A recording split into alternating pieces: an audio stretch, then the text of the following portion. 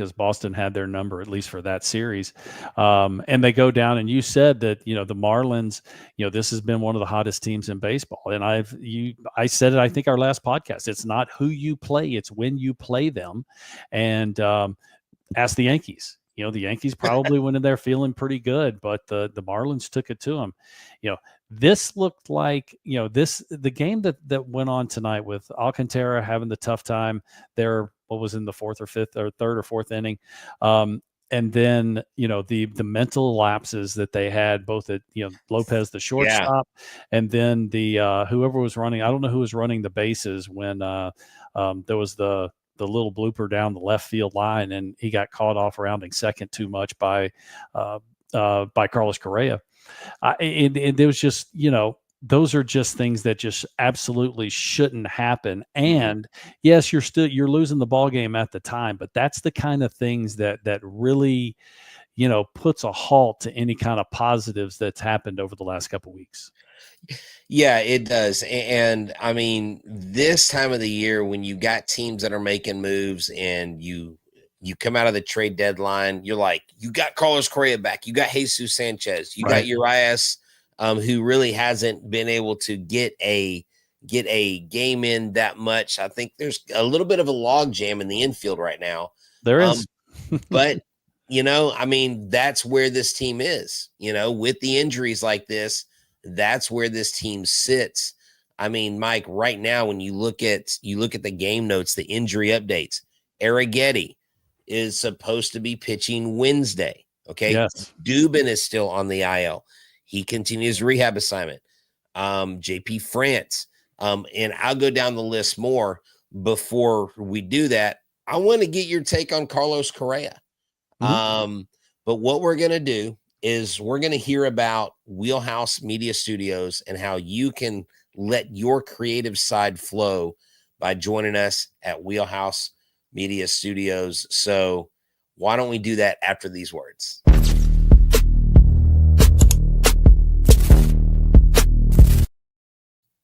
Hey, everybody. I want to tell y'all about Wheelhouse Media Studios. Are you a podcaster, a content creator, or entrepreneur looking to level up your production game? Welcome to Wheelhouse Media Studios, Houston's home for creators who are ready to be heard, seen, and remembered.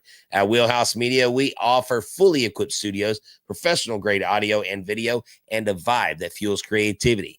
Whether you're recording your first episode or launching your 10th show, we've built a space that feels like home but sounds like prime time. Need help editing, branding, or distribution? We've got you. Our team supports you from idea to airwaves so you can focus on what you do best, telling your story. From blogs to audio podcasts, from audio to video, our studios are your oyster shell to create content that's fit for you. Book your session today at Wheelhouse Media Studios and discover how easy it is to create content that hits home right here in your wheelhouse.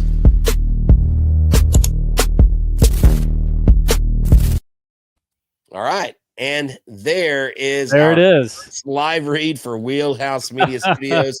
Mike, we opened up officially July 31st. We are in Fairland. And so people can come by and see us.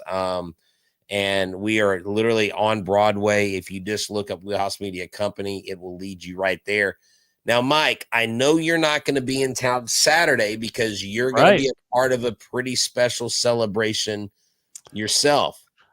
Yes. Yeah. Going to New York. We are celebrating the 25th anniversary of the last of the dynasty wins for the Yankees. That was the 2000 Subway Series where we beat the Mets. I can't believe it's been 25 years, but yeah, we're having Old Timers Day there on Saturday the 9th. So going up on Friday, coming back on Sunday, but it's going to be fun. It's going to be great to see the guys again. And our own Houston Astros will be in town playing the New York Yankees, not the old timers. They'll be playing the big leagues. Right now, while you're there, we are going to be at Tom's Watch Bar at 1201 Caroline Street, Suite 161, August 9th from 12 to 3. We'll be there. It's game 2 of the Astros Yankees. And here's the cool thing about Tom's Watch Bar. It's right next to House of Blues. Also, it is a part of what's called the Astros Social Club, sponsored by Budweiser. So they are an official watch party venue, and we're going there to do a live show. We're going to do a pregame. Very We're cool. going to do some giveaways. We'll do a postgame. And so it'll be exciting. We got some super fans coming. We got some influencers stopping by to show up. So really, really cool event. And that'll be our first live event at Wheelhouse Media Studios. Y'all come down and hang out with us. It's during the afternoon, 12 to 3 Saturday. Oh, and it happens to be my birthday. I turned the big 5-0. So no way. Wow. Yes, sir. You want to talk about multiple birds with one stone. Goodness gracious. That's right, man. I even got an AARP envelope in the mail that I threw away immediately out of spite. I'm like, not today, Satan. Well, it's okay. You'll get another one next month. Oh, I'm sure I will for the next month, the rest of my life. That's right. So, Mike, the Astros bring back Carlos Correa. Did you have that on your bingo card in 2025? You know what? I believe we did a podcast shortly before that, and I was like, no, this isn't going to happen. It doesn't make a whole lot of sense. Well, the one thing that we didn't foresee happening is the Twins basically just giving all their good players away. I mean, they didn't, what was the player in return was an A-ball pitcher. The kid actually had pitched pretty well, but he was in A-ball, which is still a long way from the big leagues. And the crazy thing is, I think they took half of Correa's salary on top of that. They took $32 million of it, not half, but they wanted half. But this is what's wild, Mike, because Bob Nightingale worded it wrongly. Okay, that's maybe what I saw. Yeah. Yeah. So he originally said that the Astros offered Christian Walker as a trade piece, but it was, get this, the Twins asked for Christian Walker, and the Astros said, hell no, we're not giving him away. Right. I mean, I don't know what you think's going on here, but the thing is, with the Twins, I think they're $435 million in the hole. Wow. So they paid 32, but the Astros are paying Carlos Correa less for the next 3 years than what they offered him. Right. Well, I mean, we've seen the Astros do this a couple different times, and and it, like I said, it takes two teams. It takes two people to dance. It takes a partner, and the Twins just decided, you know what, it's time to cut bait, and we got to reduce, and do you kind of feel bad for the Twins fans? Sure, because it's such a small market and they had a pretty good thing going. But hey, Carlos Correa is right back where he should have always been. Maybe not at shortstop, but playing in the Houston Astros uniform. So it was great to see him back. And listen, I've always said Correa is. He's going to be a very, very good third baseman. Okay. Probably take him a little bit of time. There may be a faux pas. There may be a little issue here or there because, going from short to third, you're moving closer to home plate. Believe it or not, quite different position, and the ball gets on you in a hurry. He'll figure that out. But I've always said he was a difference maker. Defensively. Offensively, he's been a good player. He's gotten a lot of big hits for the Astros, but he's also gotten a whole lot of opportunities to get those hits. So, I think it's a good depth move. I think it's a move that's going to that the Houston fans are going to love, just simply because you got one of your boys back. I mean, you got him back. I mean, steady flow of guys going away, not too many coming back. You're right. Someone said, so what does this mean? In the off season, we get George Springer back when his deal's up with Toronto. Let's just bring the band back together. Hey, I mean, while we're talking about it, tour. Did you hear that Ryan Presley was DFA'd by the Cubs? I didn't. I heard that, but I also saw something. The Astros going to bring him back. Well, listen. You're going. That is a conversation that you knew was going to happen. Just because it's too easy. I mean, that's a slam dunk for the media to be able to talk about that. So we'll have to wait and see. He'll end up with somebody because Presley still even though he hasn't had a great season, still got good stuff, still has a pretty big pedigree. That's true. That's true. Chris Reyes says, hey, man, can we talk about how great it is to have Pena back in the lineup? Oh, please, yes. That has been missed. I mean, look at the left side of the infield now. Yeah. I mean, you've got 2 Gold Glovers, even though Correa isn't a Gold Glove at third base, he's still a tremendous defensive player. And to finally have Pena back, and because Pena was having, prior to the injury, he was having a great season, being an all-star. To tell you the truth, I thought that he was going to be back a little bit before this because he played even with the broken rib. I thought it would have healed up a little bit quicker, but like we said so many times in the past, and I know the Astros medical staff has taken a hit this year with all the injuries. They're usually pretty conservative when it comes to these things, and I think that's probably what happened with Pena to make sure that he was 100% when he thought it was time to get back in the lineup. Right, and what I love about this lineup, when you look at not batting average numbers, because they all have gone up, but look at OPS numbers. Mike Pena's got the 8. He has the team high 871. But everybody outside of McCormick and Walker's at 689. He's floating around 700. Everybody's over 700. I mean, Cam Smith, who has been in a major lull, got 2 hits tonight. Right. He got an RBI. He scored a run. Yainer Díaz had a multi-hit game tonight. Jerry Pena back in that top spot. But this lineup, Mike, Pena, Jesús Sánchez, Jose Altuve, Correa, Walker, Caratini, Diaz. And then you got Cam Smith. You got Trammell, you got Dubon, you got these other guys there. But this is a lineup that now was extended, and there's less emphasis put on 1 or 2 guys. Yeah. Now, if you give me 10 hits and you give me 8 runs and they're all doubles and singles, it doesn't matter to me how you get the runs. Just get the absolutely run. not. Absolutely not. I mean, the OPS doesn't score runs,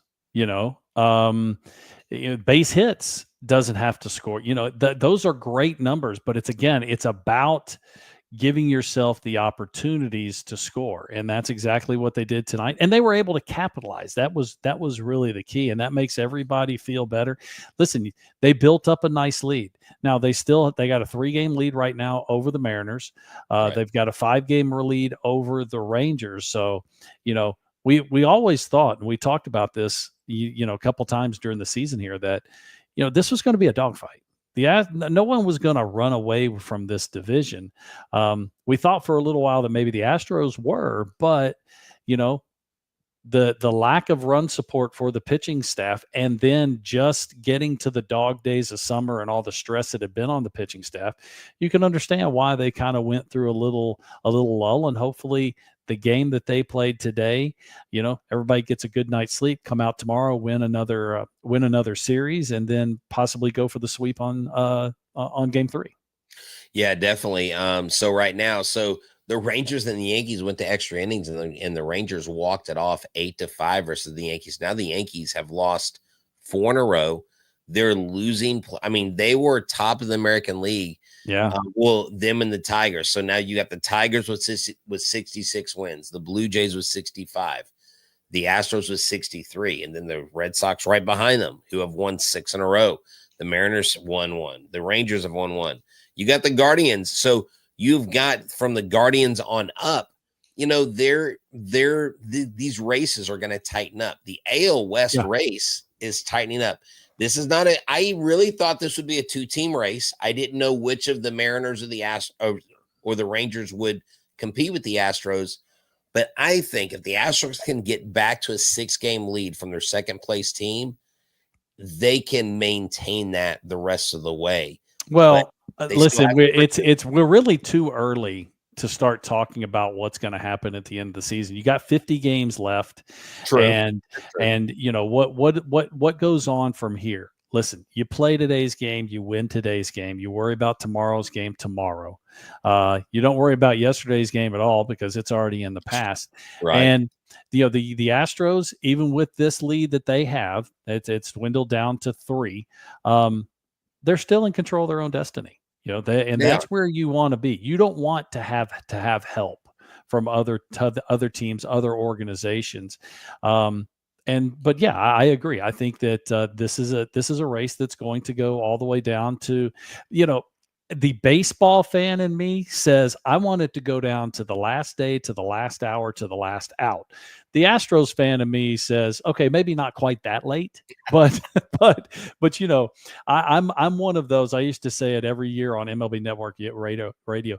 I want pure chaos on the last day of the season. I want nothing to be, especially now that everybody plays at the same time. Right.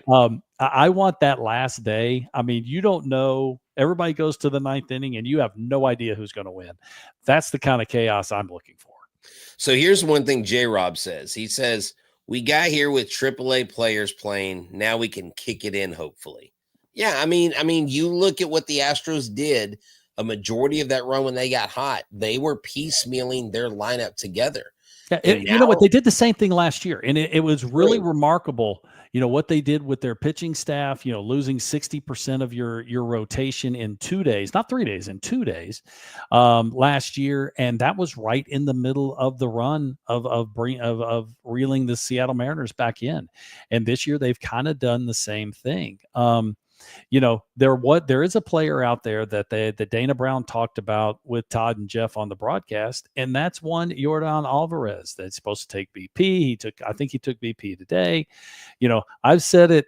We've been teased so many times this year with Yordan. I'm not going to believe it until I see him, written in the lineup on the day of a game. That's when I'll believe that he's going to be back. But it's good news, at least. Gives us a little hope that maybe Yordan is right around the corner. Yeah, definitely. And now that we mentioned that, we also have, Brandon Walter. He's going to transition to Florida to continue rehab.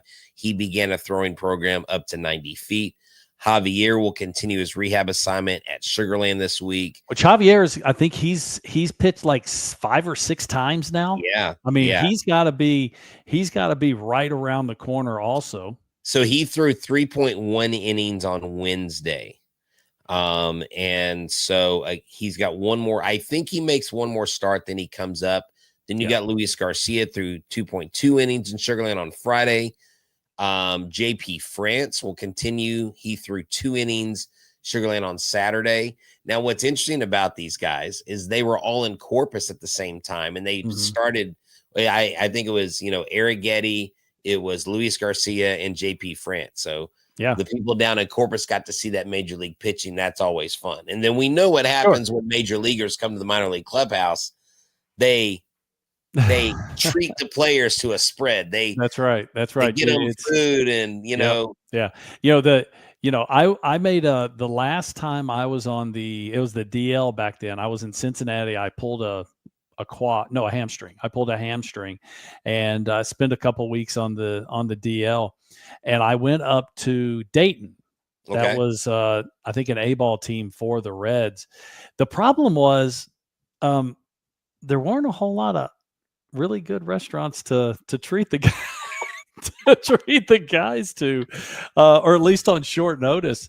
So we, I can't remember what it was, but it was an okay restaurant, but it wasn't like a big steakhouse or something like that, because we just couldn't get anybody to make the meal. Yeah, I heard Josh Reddick. I think it was Josh Rojas told me that Josh Reddick got them some big spread, some big like seafood buffet place down there in Corpus, and he said it was the best. He said we just loved it. So that I will say this: those guys, the minor league guys, they eat a heck of a lot better than we did. I mean, start off with, back when I was, I didn't have a spread until I got to the big leagues. So when you came down, heck, you could go to, get, everybody Wendy's, and you would have been great with that, just simply because, you always had to pay for your own meal, because there was nothing offered by the clubhouse personnel back then. Yeah, no. And, on that, before we move on, I remember Ben Verlander telling me, even when he was in the minor leagues, he was like, I don't know if you know this, like, we had to pay for everything. He goes, if I wanted off-season training, I could go to a DTS, I could go to a Driveline, but I had to pay for it. 100%, all of it. Yes. It wasn't cheap. Like it wasn't like well, and here's the thing: nowadays, I think the organizations are more open to it because everybody does it. There was a time that the organizations told you, "Don't you dare." Wow. Don't you go outside the organization to get any kind of training. And I think that's why these organizations, it took a long time, but they have opened up their mindset and they've brought in a lot of these guys to try. I mean, I remember with the Yankees, they used to send me, a book for strength and conditioning that I can honestly say was never opened. I never, I felt bad because the strength and conditioning coach at the time, his name was Jeff Mangold, and he obviously worked hard on these things. This was part of his preparation for the minor leagues, and the organization's like, okay, get these out to the players and check on the players and everything like that. And I bet nobody freaking opened the thing. but yeah, that was how it worked, and you did whatever you think you needed to do. But the organizations tried to help. Right. So we got this week, we got an opener. How about that? When was the last time the Astros had an opener? It's been a long time. It's been a while. So this is a very Tampa Bay Rays thing of the Astros to do. But they're going to be the opener, the reliever will be John Rooney, who they just got in a trade. You and I talked about this before from the Marlins. From the Marlins. That's right. So we got two former Marlins playing against the Marlins. And Jesús Sánchez looked like he had a lot of fun. He got the best of Alcantara in his second at bat, got that nice double. And, he looked like he was enjoying himself. Heck, he was enjoying himself in Boston. They even caught him singing Sweet Caroline out there in the outfield. So, hey, this guy seems like a good dude. Yeah. So. And he has fun. And that's always good to have in a clubhouse, on the field, just simply because, there's a lot of pressure, especially in these last 50 days. So you got to make sure that everybody stays loose. Yeah, definitely. So we got the opener situation going. We've got Spencer Arrighetti. Now, when Spencer Arrighetti comes up, that means someone's going to be sent down. And tell me why it's not Nick Hernandez. This guy cannot catch a break. Every time he gets called up, he gets sent back down. It's part of paying your dues. It is. And it happens. It doesn't happen to everybody, but it happens every season that someone is, you hope that they have freaking flyer miles. Do you hope that, somebody's picking up the bill for the gas?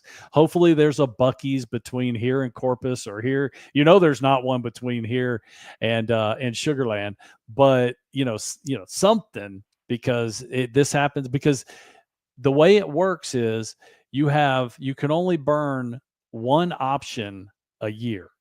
And with that one option, you can go up and down as many times. So if you get sent down, if you're on the 40-man roster, and you get sent down even out of spring training, I'm sorry. Yes. If you have any time, you get sent, whenever you get sent down the first time, they can bring you up and put you back down as often as they want to. And there's been several players that I've played with over the years. I was like, man, I just, do you ever unpack? Do you just, do you have a go bag all the time? Just has it, just always ready. Brad has a special ring for the club, and he's like, just dials Uber now. So look, and I'll kind of tackle this a little bit. Fernando's asking us to address some things. There's some concerns he has about the coaching staff. Okay. And we can kind of piecemeal this together. He says, I haven't heard any criticism of our managing calls or lineup. He said, there are a lot of games that we've lost because players being undisciplined in their hitting. We play no kind of small ball, really close games. It seems to be on the coaches. Now, in this game today, we did play small ball. In this game today, we did see situational hitting. You do have the game like in Boston, you and I talked before, where you get 12 or 13 hits and you score 3 runs. And then, Joe Espada's like, but we got a lot of hits. And I'm like, and the fans are like, but we still lost. Yeah. When you're looking at, as a baseball club, as an organization, does it ever go back to, hey guys, our strategies off, our game plans off? Are they recalibrating that throughout the season, or is that just come down to execution? It always comes down to the players and execution, but picking on the manager, picking on the coaches, they're the low guys on the totem pole. Right. You can have all the information you want, but if the players aren't willing to look at it or aren't willing to make any changes or change their approach, then it doesn't do you any good. So what is the coach's main job? Their main job is to help the players be mentally, not necessarily physically, be mentally prepared to go out and capitalize in situations. And if you talk to players, a lot of times you hear them talk about the process. Well, what is the process? The process is their mental approach. That's the process they're talking about. And the thing about this sport that we love, you can have the best process in the world. You can be, absolutely dead on. What pitch is being thrown. The location. You get the location. You put your good swing on the ball. You hit it right dead on the screws, and it goes straight to somebody. And then it ends up being an offer, but everything was right. It's one of the frustrating things about this sport is you can do everything right and not get the result. Now, one of the things the Astros have always been known for is sometimes being overly aggressive on like the base paths, or, we've seen Altuve at times swing at pitches that are nowhere near. And you go, well, why doesn't somebody say something to him about it? Because, there's a fine line, especially with a guy like Altuve, that you want him aggressive because that's who he is. And you start trying to take away that aggression, you're probably going to mess up his game all the way around. So you got to kind of just, put up with Jeremy Pena is 4.8. He's got a 4.18 batting average when swinging at the first pitch. Yeah. So does that mean that he's going to get a hit every time or even 40% of the time? No, not necessarily. But, you want that aggression, but it just needs to be controlled aggression. And sometimes it is uncontrolled aggression. We see it occasionally on the base paths where guys get thrown out by a mile. Well, listen, the other team still has to make a play. Now, when you see a team that characteristically over a long period of time are not patient at the plate, like you look at the numbers and they take the fewest pitches, is that a team philosophy, or is that you just got a bunch of guys in the lineup that are aggressive? It could go both ways. Yeah. It could. Somebody, to tell you the truth, it's not necessary. You could go all the way up to the general manager and president of baseball operations and all that, because they're the one that put the roster together. What I think you're really looking for is you're looking for a combination of all that. You want guys, back in the day, like Bregman, who, worked the count, and he had, average 5 or 6 pitches every single at bat. And then you have Altuve that sometimes he'll swing at the rosin bag when the pitcher throws it down on the mound. Yeah. So it's just one of those things that, you need a combination of all that. And if you have too much of one and not enough of the other, it can be an issue, because it can go the other way around, that, you take too many strikes and now you're in the hole all the time. And now you're having to hit pitchers' pitches. Yeah. And that's the thing. And I try not to get into it too much with too many fans. And I always go back to this because I think it really is a caricature and maybe a real life mirroring of what we see in the movie Fever Pitch with Jimmy Fallon and Drew Barrymore. And after the Red Sox lose a game, and Johnny Damon and Jason Varitek are in this restaurant and they're eating, and they just got their butts handed to them again. Right. And it was that playoff series versus the Yankees when they came back, right? Right. And That's the whole reason they made the movie. Right. Yeah, exactly. Well, here's the thing. That movie's ending was different before they came back and won. So get this. The original ending of the movie was so they had made the movie before. So they were in production. They had made I did not know that. Yeah. So the ending of the movie was the Red Sox lose, and Jimmy Fallon's character realizes that he loves his woman more than he loves the Red Sox. That is just a game. Yeah. But so they literally had to rewrite the ending. Isn't that cool? That makes it even better because I did not realize that. I figured they made the movie because they had the comeback and they just built a love story around it.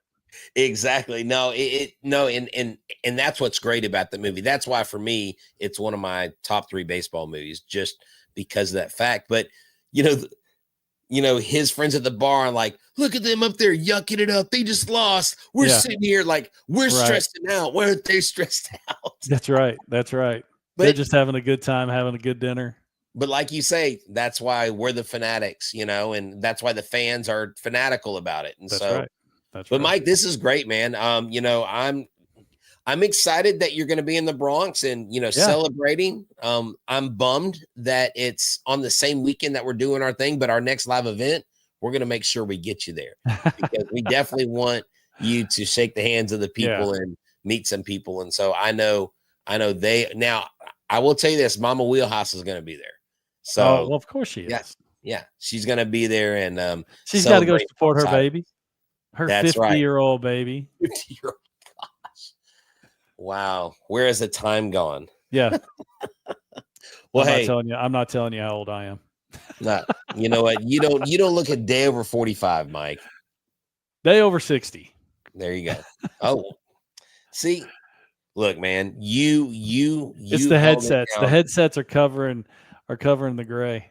There you go. I like it. And that's why I don't have a beard. There's too much gray in it. You know what? But can you actually grow a beard though? Oh yeah, easily. Full beard. We got to see it. We got to see Mike with the beard. My son and my daughter-in-law have been on me. Let it grow. I can get about a week to 8 or 9 days, and it's just I'm just clawing. What? And I've never seen you with the beard, so for me it would be odd. It would be odd. Yeah. So it'd be odd for me too. Well, hey, and they got and my son, because my son has a beard. He's got a full beard. And he actually says, actually both of my sons do. He actually said, Dad, if you get by 2 weeks, you're good. Man, those last 3 or 4 days of the 2 weeks ain't happening. Can I hear you? Can't do it. Hey, well, Mike, hopefully the Astros can find a way to win the series. Win the series tomorrow. Get it done tomorrow. And just keep plugging along because you know what, guys, help's coming along the way with those arms. So thank y'all for tuning in. For myself and everybody here at Wheelhouse Media Studios, back to the bullpen. We are out. Adios. I'm looking to the bullpen to bring my lefty in. Keep the lead and make your team look pedestrian. It's in your wheelhouse, we'll swing for the fence. You know it's money around here, man, I ain't talking expense. Strike one, heat low in the way, you can't hit it. You know you want to start a rally, but you better forget it. Strike two, off speed, same spot, your car looking. Get ready at the plate, this time you're not cooking. Strike three, swinging out of the zone. You ain't even touch it first. Tell me how they gonna drive you home.